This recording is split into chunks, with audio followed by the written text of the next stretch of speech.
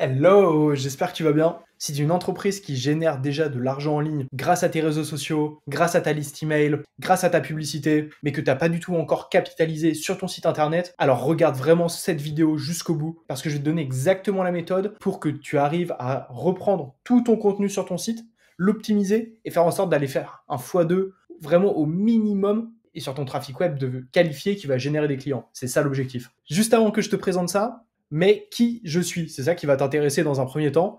Je suis directeur de l'agence Robazin. On a monté cette agence par des entrepreneurs pour réussir dans le business en ligne et surtout sur la partie acquisition web, acquisition digitale aujourd'hui, sachant que le SEO et ton site web, en fait, c'est un écosystème. C'est pas simplement ton site, c'est pas simplement ta publicité, c'est le tout, ta publicité, tes réseaux, ta liste email, tes plateformes, ton affiliation, les marketplaces, tout doit réussir à converger vers ton site web pour que toi, tu génères beaucoup plus de trafic qualifié et que tu vendes beaucoup plus. C'est ça la finalité de mon agence et surtout faire en sorte que toutes les actions qu'on met en place, elles soient rentables pour toi. Et tu vois, en tout cas, tous les conseils que je donne gratuitement, que ce soit sur Facebook, que ce soit sur TikTok ou encore sur Instagram, ça aide beaucoup de personnes et c'est pour ça qu'au final, aujourd'hui, avec toute la valeur gratuite que je fournis, je suis monté très vite sur les réseaux sociaux en termes d'abonnés. Et tu vois, c'est aussi cette expertise-là que je vais mettre en avant dans tout le contenu que je vais te partager sur cette chaîne YouTube. On revient à nos moutons, juste ici, avec le système d'optimisation on-page en 7 étapes. J'ai récupéré une partie du travail de Mouseflow, qui est un outil qui permet justement de générer ce type de heatmap. Donc à savoir, toi tu peux utiliser l'outil de Mouseflow directement, ou alors tu peux utiliser, et moi j'utilise cet outil-là, Hotjar, qui fonctionne très bien aussi et qui permet aussi de générer des heatmaps, de savoir où les gens cliquent, etc. Mais bref, je te spoil pas plus la suite de cette vidéo. On va commencer par les prérequis et comment utiliser ce template. Alors, il faut déjà le template, il a pour objectif de venir retravailler ton contenu existant, tes pages web existantes pour en faire des vrais masterclass, pour faire en sorte que, 1, tu drives du trafic sur ces pages-là via les moteurs de recherche, et 2, si tu arrives à emmener du trafic depuis d'autres sources d'acquisition, tes réseaux sociaux, ton email, etc., en fait, ça en face des vraies pages où tu prouves ton expertise et des pages qui amèneront vers la conversion, qui feront pas en sorte de convertir forcément directement si c'est de la page informationnelle, mais avec le bon lien, avec le bon maillage interne, avec le bon contenu, faire en sorte que la personne navigue et aille jusqu'à la conversion. C'est ça vraiment la finalité. Donc, dans un premier temps, ce qu'il va falloir que tu fasses, c'est déjà que tu aies une Search Console, super important, mais si tu n'en as pas, c'est vraiment problématique. Et je t'invite directement à prendre un rendez-vous d'accompagnement en remplissant le formulaire dans la description de cette vidéo, parce que là, c'est vraiment critique et il va falloir qu'on travaille énormément, qu'on t'accompagne sur le suivi des KPIs, la mesure, le tracking, etc., et l'exploitation de tes données. Donc, dans ta Search Console, tu vas choisir une page générant beaucoup d'impressions, mais peu de clics, en comparaison au reste de tes autres pages, ou alors une position qui a en position moyenne supérieure à 9. Pourquoi? Parce que ça voudrait dire que soit tu te positionnes en fin de première page, soit tu te positionnes en deuxième ou troisième page. Et donc là, ça va être intéressant de venir retravailler ces pages-là pour faire en sorte de placer un maximum de mots-clés directement en page 1 et donc récupérer du trafic qualifié par rapport à ton expertise, par rapport à tes services, à tes produits. Ensuite, il va falloir que tu utilises Hotjar. Hotjar, donc c'est un outil pour identifier les heatmaps et d'utilisation de ta page web. C'est vraiment intéressant et on va le voir après dans les exemples que je t'ai mis dans la vidéo. Ensuite, la data. Il va falloir faire en sorte d'avoir assez de data, un échantillon assez grand pour être en mesure de prendre des décisions. Parce qu'avec une heatmap, en fait, c'est pas représentatif. Si ça se trouve, c'est ta maman ou ton frère qui a interagi sur ton site. Donc en fait, c'est pas forcément ta cible pertinente. Ce que je te recommande, c'est d'un minimum en avoir 10-20. Tu peux aller chercher un échantillon plus grand. Ça te coûtera aussi potentiellement plus cher. Mais en tout cas, 10-20, c'est déjà une bonne base de travail. Une cinquantaine, c'est vraiment ce que je recommande. À toi de voir sur cette partie-là. Ensuite, il faut absolument que tu prennes des notes de la façon dont tes utilisateurs ont interagi avec ta page. Prends le maximum de notes. Toutes les insights que tu détectes, auxquels tu penses, note-les. Ce sera super important et on va y revenir après aussi. Tire des conclusions. Donc bien sûr, à partir du moment où tu vas avoir un insight, essaye de comprendre pourquoi la personne agit comme ça, pourquoi elle agit pas comme ça, pourquoi ça, est-ce que ça, qu'est-ce que ça donne ça, etc., etc. Mais encore une fois, je vais te guider, on va voir les étapes. Et ensuite, bien sûr, croise tes données. Fais en sorte d'avoir un maximum de données, donc en utilisant d'autres outils, et ça, ce sera la toute dernière étape. T'es prêt? On est parti. La première étape, ça va être réfléchir les pages. Dans un premier temps, tu vas avoir plusieurs devoirs à faire sur ta page web sélectionnée. Quel est l'objectif de ta page? Quelle est sa source de trafic principale? Quelle est l'intention utilisateur ici? Parce qu'en fait, toutes ces questions-là, elles vont venir amener un contexte. Typiquement, si la source de trafic principale, c'est Instagram, c'est pas le moteur de recherche. C'est potentiellement pas les mêmes gens, si ça se trouve, ils ont pas les mêmes comportements, etc., etc. Et pareil, si c'est du trafic qui provient du ads, de la publicité, c'est encore potentiellement des gens différents, c'est une audience différente en fonction de comment tu as seté tes campagnes. Donc il faut vraiment que tu sois en mesure d'analyser ça et de savoir qui vient sur tes pages, qui interagit, quel est le profil type de la personne.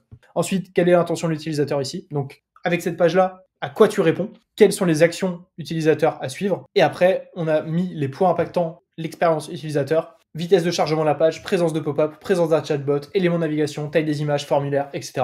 Il va falloir que tu analyses tous ces éléments-là pour être en mesure de savoir si déjà ton site est responsive, si ton site est bien codé, si ton site est pas trop lent. Et ensuite, on va venir travailler vraiment la partie contenu. Donc ça, c'est plus la partie un petit peu technique et la partie un petit peu on-site, les formats de contenu. Ce qui est important de faire, c'est toujours de regarder en desktop et en mobile, même si le mobile est aujourd'hui beaucoup plus pertinent parce qu'il y a beaucoup plus de recherches qui se font via mobile aujourd'hui. Mais analyse les deux, ça peut être intéressant et tu peux peut-être voir des insights sur desktop que tu n'aurais pas vu sur mobile. On va y revenir.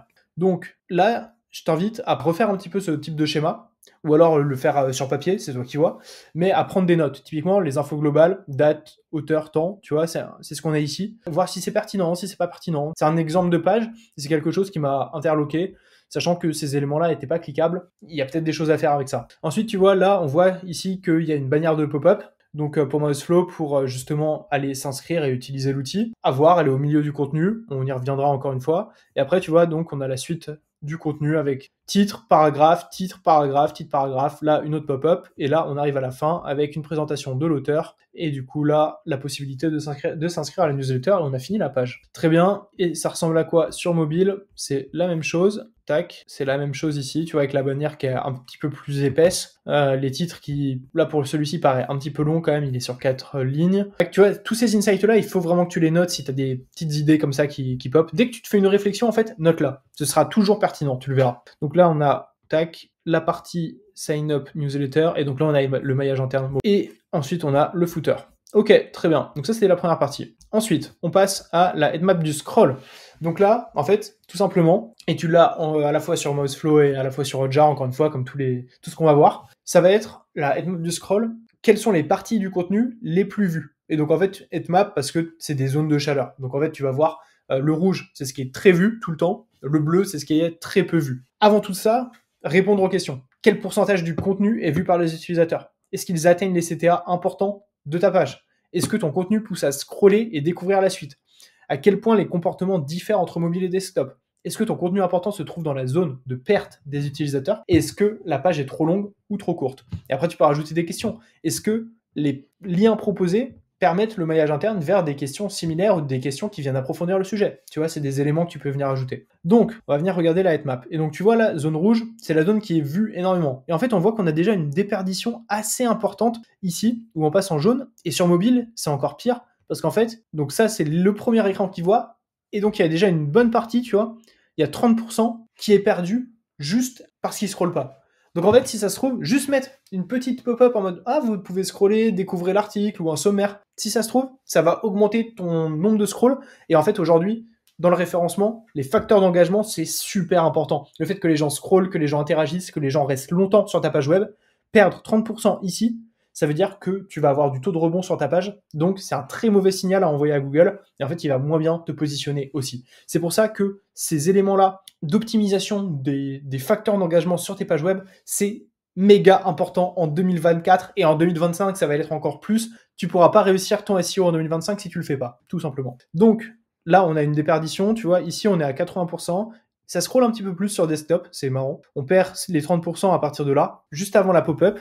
Et après, tu vois, 60% qui vont jusque-là. Tac, ok. Et du coup, là, je me suis noté 50% des utilisateurs arrivent jusqu'ici. Est-ce que la bannière, donc, qui est là, c'est un élément qui donne moins confiance et qui va faire perdre des utilisateurs? Tu vois, c'est une réflexion qu'il va y avoir. À toi de tirer tes conclusions, mais c'est peut-être un élément. Ensuite, on scroll. Et là, tu vois, ici, imaginons que c'est un passage important, celui-ci, par exemple. How to find broken buttons and suck. Imagine que c'est un passage important de ton contenu. Donc là, en fait, tu as 35% des utilisateurs qui voient cette partie-là. Est-ce qu'il ne faudrait pas la remonter? Encore une fois, l'objectif, c'est de répondre le plus haut possible, le plus rapidement à l'intention utilisateur. Si ton paragraphe, il est pertinent là et que ça va venir accroître ta conversion, ben, il va falloir le remonter dans ton contenu. Tu vois, c'est le genre d'insight et c'est le genre de conclusion qu'il va falloir absolument que tu tires de ce type d'éléments. De la même façon, tu vois, sur certains devices, la vidéo semble sortir du cadre. Genre, c'est ce qu'on voit ici. Et ça, c'est pas optimal. Parce qu'au final, ça peut empêcher les utilisateurs de cliquer. On le verra sur la headmap des clics juste après. Bref, tu vois, là, on a sorti quelques insights qui sont intéressants avec ces headmaps du scroll.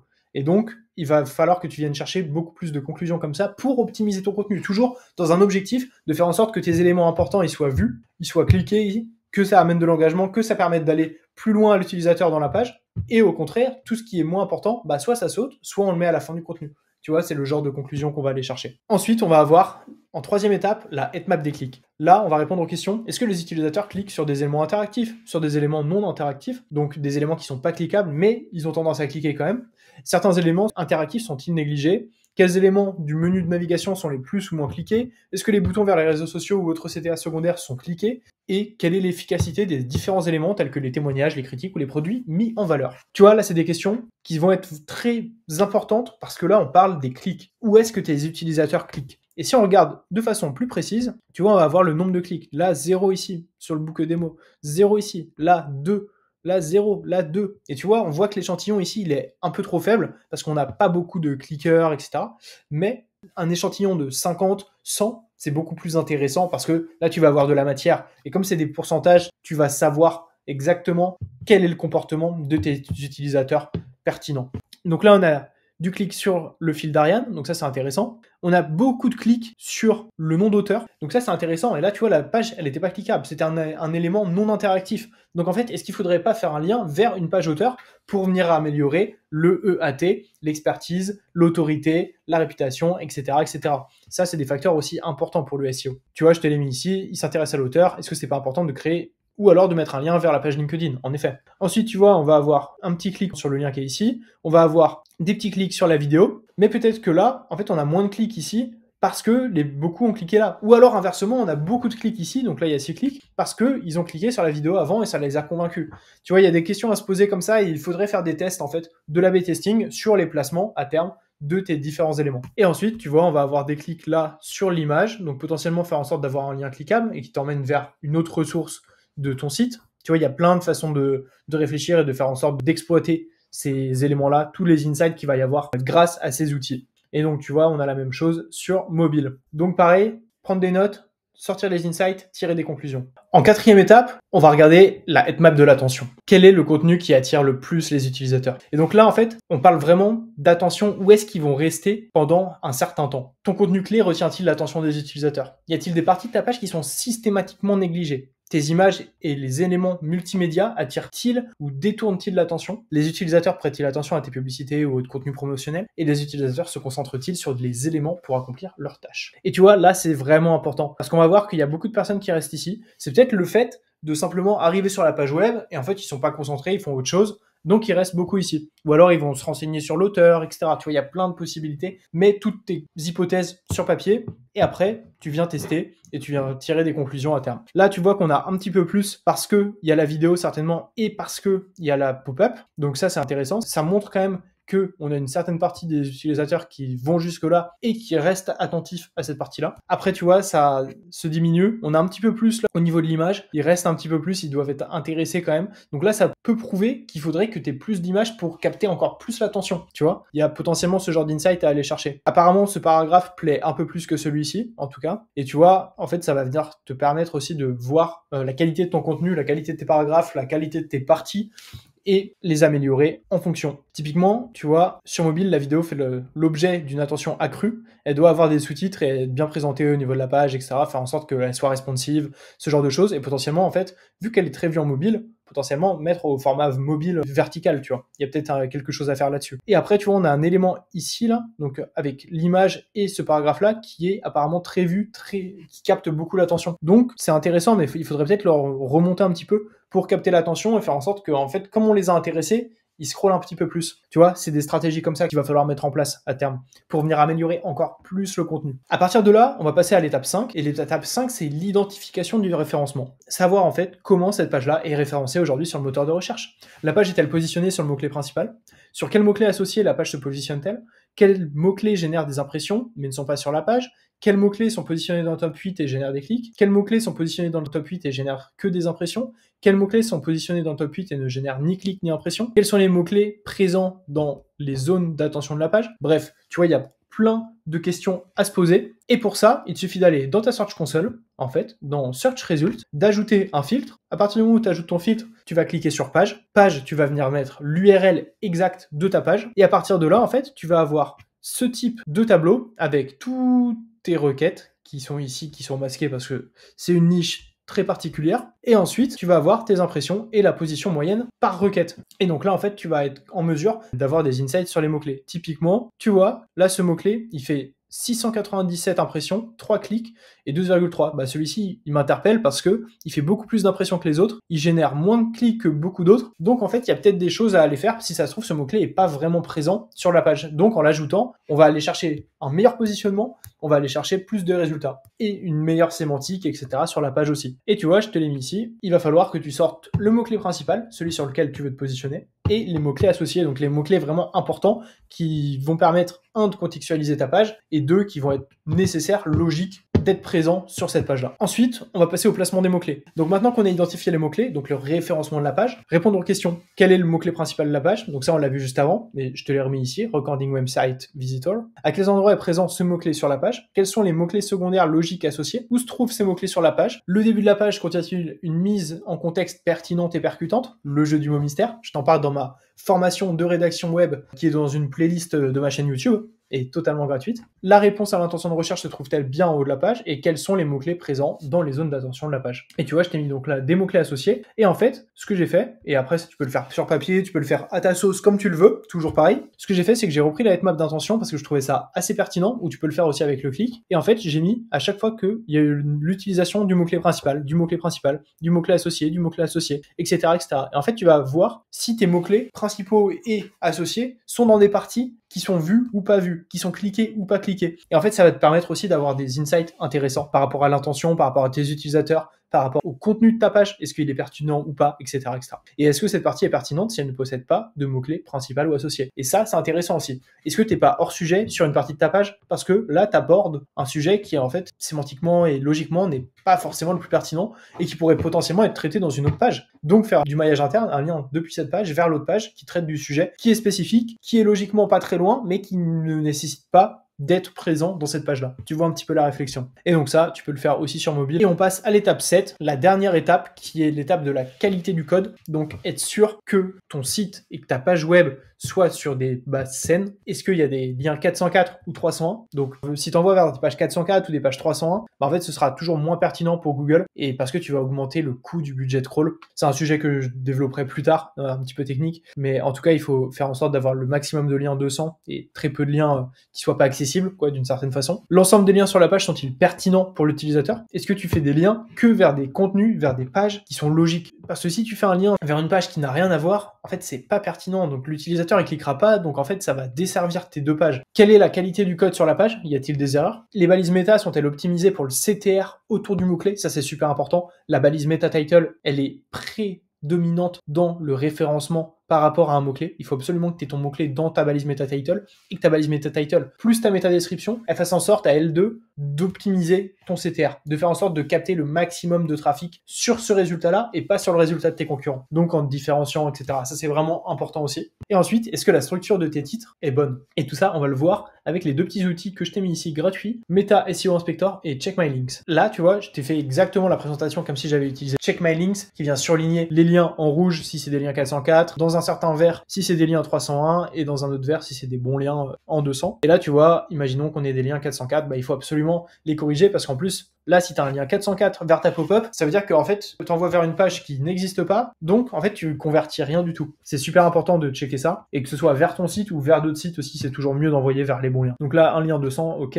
lien 301, donc avec une redirection, donc autant mettre directement le bon lien, ça évitera de perdre du budget à Google, d'aller sur une URL qui n'existe plus, qui est redirigée, et donc de réarriver sur la bonne URL. Tac, et voilà, donc ça, c'est les reviews. Et ensuite, je t'ai mis ici les petites reviews en utilisant Meta SEO Inspector. Donc Donc avec, tu vois, toutes les balises qui ressortent, HTML lang, ENUS, ok, la balise canonical, le head title, donc là c'est la fameuse balise meta title, donc là on retrouve bien le mot-clé, recording your website visitors, ok, la méta description, qu'on pourrait potentiellement améliorer en montrant des chiffres par exemple, de ce que ça peut rapporter de record les website visitors. Là typiquement on va avoir la partie open graph, là encore une fois les insights, balise méta ok, canonical ok, open graph ok.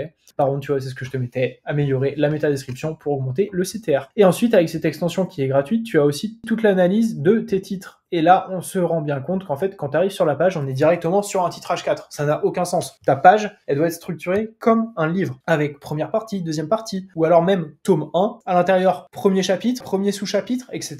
Donc en fait, tu dois commencer par un H1. Dans ton H1, tu vas avoir un H2. Dans ton H2, tu peux avoir des H3 ou pas. Dans tes H3, tu peux avoir des H4 ou pas, etc., etc. Donc en fait, il faut vraiment que ça dépile comme ça, un petit peu comme un arbre de Noël, mais vraiment de façon logique. H1, H2, H2, H2, H3, H3, H3, H4, H4, etc., etc. Et vraiment, en fait, que chaque partie, si tu fais une sous-partie, c'est vraiment pour approfondir la partie dans laquelle tu es. C'est vraiment ça qui est important. Donc en fait, là, tu vois, celle-ci, à partir de là, c'est bien H1, tu as plein de H2. Typiquement, dans ce H2-là, on pourrait faire 2 ou 3 H3 pour aller approfondir le sujet de ce H2, etc., etc. Donc il faut vraiment faire attention à ça. Et typiquement, tu vois, là, cette partie H2, on passe à H6 et ensuite à H5, ça n'a aucun sens logique. Pourquoi tu ferais une partie 6 alors que tu es juste en partie 2 avant? Ça n'est pas logique du tout. Donc structure des titres à revoir entièrement. Et en faisant ça, en faisant tout ça, tout le procédé qu'on vient de voir ensemble, toute cette méthode-là d'optimisation on-page, SEO et engagement, envoi de trafic sur tes pages, tu es sûr de faire en sorte d'obtenir beaucoup plus de trafic. Tu peux faire un minimum, un x2 sur tes pages en appliquant juste cette méthode et tu peux l'appliquer dès maintenant en plus et c'est ça qui est assez fou. Et franchement, si tu l'appliques bien et que tu le fais sur toutes tes pages,